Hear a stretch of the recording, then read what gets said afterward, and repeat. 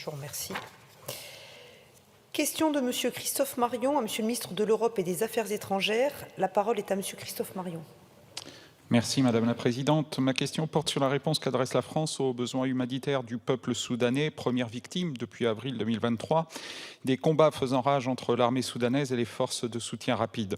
Il est indéniable que la France est très attentive à ce conflit. Notre pays a participé activement à la conférence humanitaire pour le Soudan et la région qui a été organisée le 19 juin 2023 par l'Arabie Saoudite.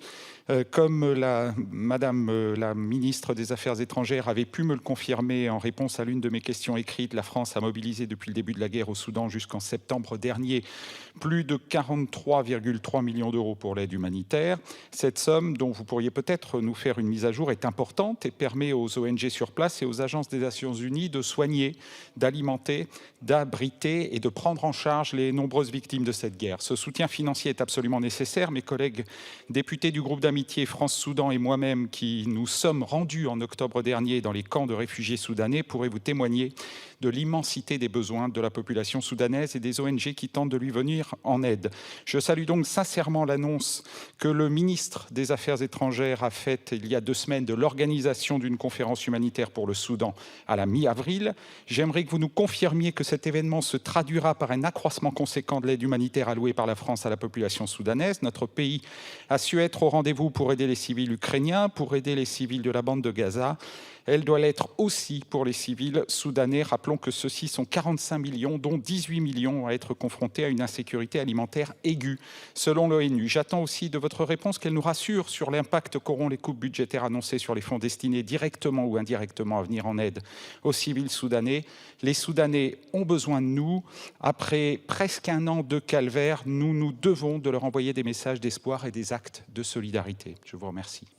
Je vous remercie. La parole est à Madame la secrétaire d'État chargée du développement et des partenariats internationaux. Bonjour Madame. Merci beaucoup Madame la Présidente.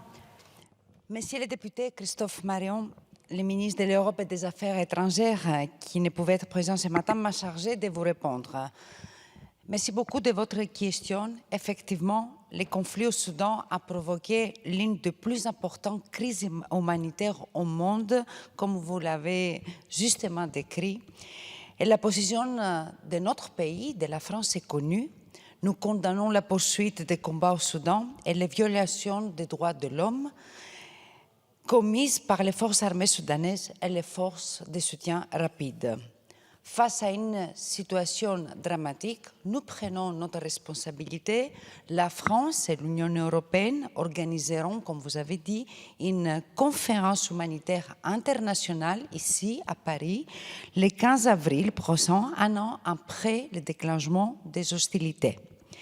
Le ministre de journée réunira la communauté internationale ainsi que les acteurs humanitaires internationaux et les organisations locales qui jouent un rôle très important, qui agissent en première ligne afin de rassembler nos efforts pour soutenir les populations civiles au Soudan et dans les pays voisins. Nous cherchons à mobiliser les financements nécessaires et obtenir des belligérants un accès humanitaire libre, sûr et sans entrave. Vous l'avez rappelé, la France est déjà mobilisée pour répondre à cette crise humanitaire. Nous avons apporté en 2023 une aide de 50 millions d'euros et je peux vous dire que nous poursuivrons cet engagement en 2024. Par ailleurs, nous appelons les parties à respecter leurs obligations au regard du droit international humanitaire et à tenir les engagements pris à Jeddah. La France appuie l'ensemble des initiatives de paix internationales et régionales visant à mettre un terme aux hostilités. Nous œuvrons avec nos partenaires afin de favoriser davantage de coordination entre ces efforts. Enfin, ce conflit entre militaires ne doit pas masquer l'existence d'une classe politique et d'une société civile soudanaise pacifiste. Nous serons donc attentifs à ce que leurs aspirations ne soient pas laissées pour compte.